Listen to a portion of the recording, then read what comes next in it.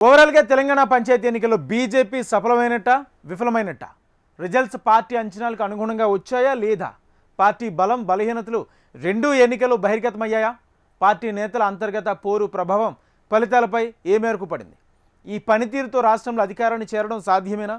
పంచాయతీ ఎన్నికలు ఫలితాలతో కమలనాథులు నేర్చుకోవాల్సిన పాఠాలేంటి? పూర్తి విశ్లేషణతో watch this story. Telangana panchayat ఎన్నికలు పార్టీ గుర్తులపై జరగకపోయినా తెర వెనుక రాజకీయ పార్టీల ప్రభావం స్పష్టంగా కనిపించింది. బీజేపీ ఆశించిన స్థాయిలో ఆధిపత్యం చూపించలేకపోయిందనే చర్చ ఒకవైపు, గతంతో పోల్చితే మెరుగైన ఫలితాలు వచ్చాయని, డబ్బు అధికార బలాన్ని తట్టుకుని నిలిచామని మరోవైపు ఆ పార్టీ శ్రేణులు గర్వంగా చెప్పుకుంటున్నారు. కమలనాథుల అభిప్రాయం ఎలా ఉన్నా పోల్ గ్రౌండ్ లెక్కలను బట్టి చూస్తే సంప్రదాయ గ్రామీణ ప్రాంతాల్లో కాంగ్రెస్ బీఆర్ఎస్ అభ్యర్థులే పైచేయి సాధించారు. కేంద్రంలో 3 టర్ములుగా అధికారంలో ఉన్న పార్టీగా ఆ కోణంలో చూస్తే బీజేపీకి ఇది కొంత నిరాశ కలిగించే ఫలితమే. కేంద్రం ఇచ్చే సపోర్టుని ఇంకాస్త మెరుగ్గా సద్వినియోగం చేసుకుంటే ఇంకా మంచి ఫలితాలొచ్చాయి అంటున్నారు. అయితే బీజేపీ కూడా పట్టున్న ప్రాంతాల్లో పెద్ద ఎత్తున మద్దతు అభ్యర్థులను నిలబెట్టింది. మొదటి స్థానంలో కాంగ్రెస్, రెండో స్థానంలో బీఆర్ఎస్, మూడో స్థానంలో స్వతంత్రులు ఉండగా 4వ స్థానానికి బీజేపీ పరిమితం కావటం కొంత ఆశ్చర్యంగా ఉంది. కేంద్రంలో అధికారంలో ఉన్న పార్టీ 8 మంది ఎంపీలు, 8 ఎమ్మెల్యేలు ఉండి కూడా ఇలాంటి పరిస్థితి రావడం ఏంటని చర్చకు దారితీసింది.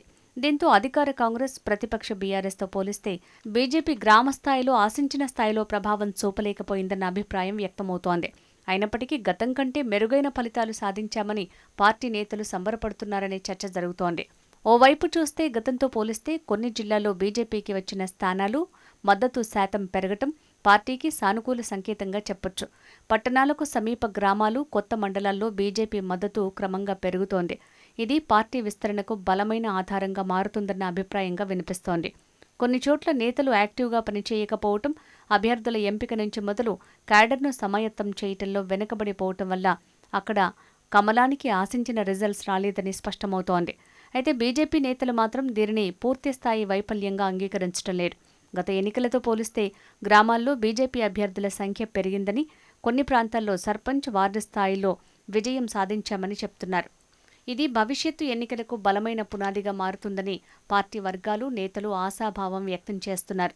దీంతో రాజకీయ విశ్లేషకులు సైతం వచ్చే ఎన్నికల్లో బీజేపీ ఎదుగుదలకు కొంతమేర ఈ ఫలితాలు ఉపయోగపడే అవకాశం ఉందని విశ్లేషిస్తున్నారు. రాష్ట్రంలో సెకండ్ ప్రతిపక్షంగా ఉంటూ కూడా గతం కంటే గట్టి పోటీ ఇవ్వగలగటం రాజకీయంగా ప్రాధాన్యత సంతరించుకుంది. పార్టీలో కొత్త, పాత అంటూ గ్రూప్ రాజకీయాలు చేయటం కూడా అనుకున్న ఫలితాలను రాబట్టలేకపోవడానికి ప్రధాన కారణంగా కనిపిస్తోంది.